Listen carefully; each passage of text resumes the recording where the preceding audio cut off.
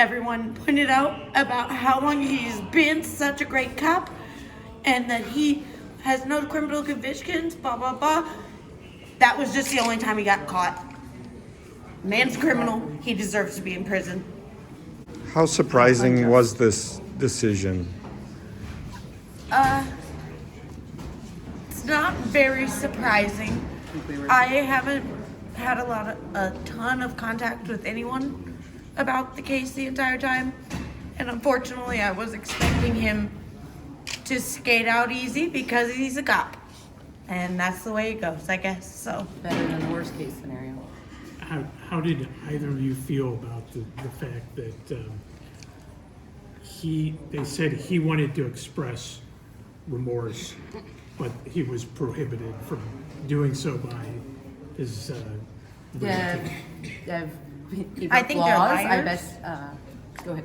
I think that they are liars, that he clearly does not care, and he won't. And clearly people just get away with being terrible people. As long as you're a cop, you can do that.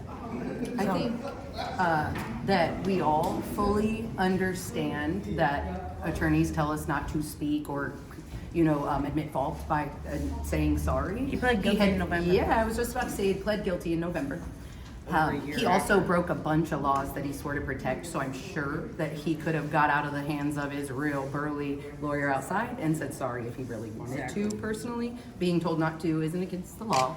And I'm not holding against him that he hadn't. I just truly believe he doesn't have the actual remorse that they only showed today in court. Like his friends online tried to batter at me yesterday. It was the first time any of them also speaking out for his character got online to, in one of the large Facebook groups, tell me all about how great he was and why our family just needs to let it go. Holding on to the pain is causing us problems.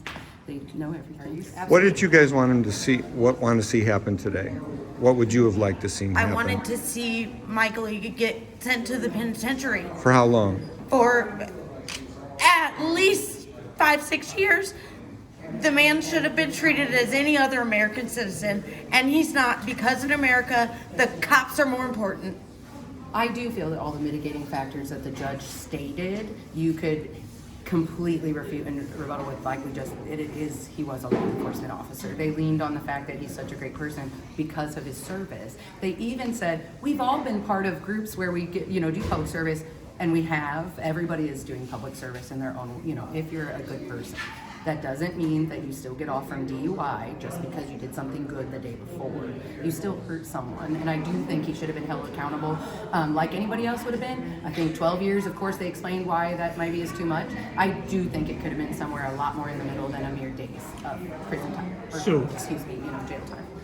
Is there any way to change the system? What's the way to change the system?